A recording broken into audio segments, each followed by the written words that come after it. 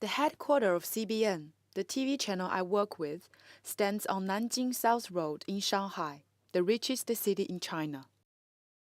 A century ago, this road belonged to Shanghai International Settlement, a vantage point for European people to observe and invest in traditional China.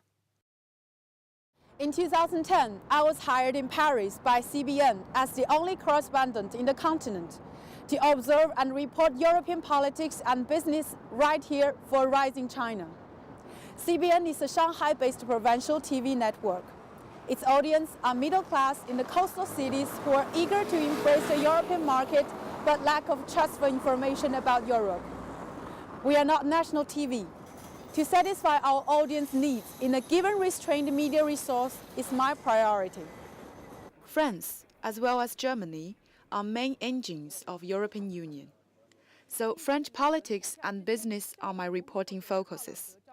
Alone, I have built a rich network among French politicians and business leaders to make exclusive VIP interviews and investigating programs, which quality and access could even beat national TV channels. Sur la place du Trocadéro, sous la Tour Eiffel, il me disait, tu vas voir, on va gagner. Europe and China are first trade partners to each other. So European financial crisis is not only an European issue.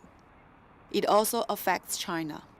That was why I invited French Financial Minister Pierre Moscovici to sit down with me to tell Chinese audience why Chinese should keep the face of French economy even when she was downgraded by Standard & Poor's and Moody's. Les fondamentaux sont les mêmes, ceux du financement de l'économie française, ceux de l'économie française, le lendemain de cette note qu'il l'était la veille, et que les marchés continuent de nous faire confiance. I report good news. D'abord, il y a des intérêts économiques européens proches de nous qui sont à Wuhan, donc c'est pour ça qu'on l'ouvre. On espère à la base, si vous... I also report bad news. It does have always an impact, specifically because we see that quality is rising. It forces every society or economic community to be innovative. But most importantly, partners should be frank to each other. On the renminbi issue, French Labour Minister Michel Sabin told me, if China really need to have an equal relationship with France and Europe, she should liberalize the currency. S'agissant du yuan, comme vous le savez, nous pensons qu'il est nécessaire que le yuan soit plus dans le marché, que sa valeur soit plus fixée par les évolutions de la réalité. China's European vision is not limited by the trade. Sometimes I brought edge agenda beyond conventional understanding to my audience. In Davos, Mr. Grimson, the president of Iceland, told me why he supports the idea that China is relevant to Arctic issues. As the ice continues to melt, there will be new sea routes, the so-called northern sea routes, which would link China to Europe and the United States through the northern route, close to the North Pole.